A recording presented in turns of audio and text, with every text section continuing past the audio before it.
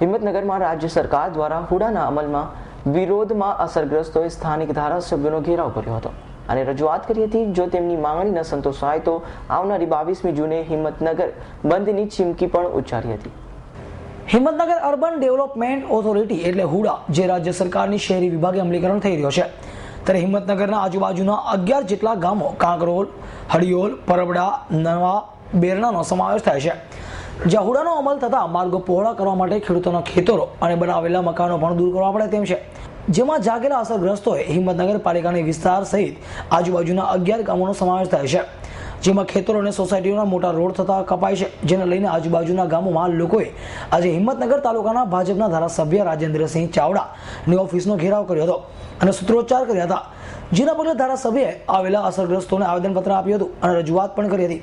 કે હુડા રદ કરાવો, જેથી ધારાસભ્યએ ખાતરી આપી હતી કે હું તમારી સાથે છું,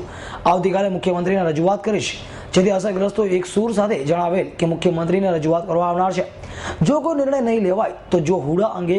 કોઈ સુધારો નહીં થાય તો આગામી 22મી જૂને બંધ હિંમતનગર શહેરનું બંધનું એલાન આપવાની વાત કરી છે અને એમાં આજુબાજુના 11 ગામો પણ જોડાશે।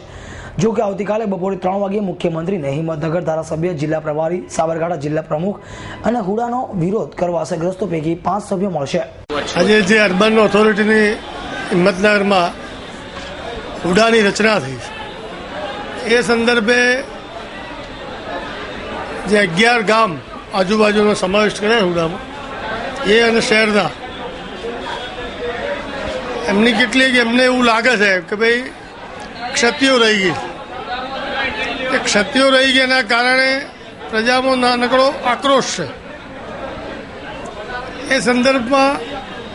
એમણે મુદ્દાસર આવેદનપત્ર મને આપ્યું છે, આજે એનો અભ્યાસ કરી અને યોગ્ય જગ્યાએ એની રજૂઆત કરીશું, એમાં શું થઈ શકે એમ છે। અલગ અલગ માગણીઓ જે મુદ્દાઓ એ મુદ્દાઓનો વિગતવાર અભ્યાસ કર્યા પછી આપણને ખ્યાલ આવે મૂળ વિષય આજનો એમનો હુડાના સંદર્ભમાં કે ભાઈ કેટલાક મિત્રો એમ કહે છે કે હુડા હટાવો અને કેટલાક ક્ષતિઓની વાત કરે છે, એટલે એની યોગ્ય રજૂઆત કરીશું, સૌને ન્યાય મળે એ દિશામાં ભારતીય જનતા પાર્ટીનો એક મુખ્ય એજન્ડા જે હોય કે અન્યાય કરવો નથી પણ સમન્યાયના હિતમાં ન્યાય મળે એ દિશામાં સમગ્ર ટીમ કામ કરશે એવો મને વિશ્વાસ। મુખ્યમંત્રીની રજૂઆત કરવાના? હા, લોકોની જે લાગણી છે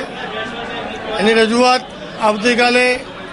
માનનીય પ્રભારી મંત્રી શ્રી રજનીભાઈ સાહેબ એમના કરીશ ને એમની સાથે લઈ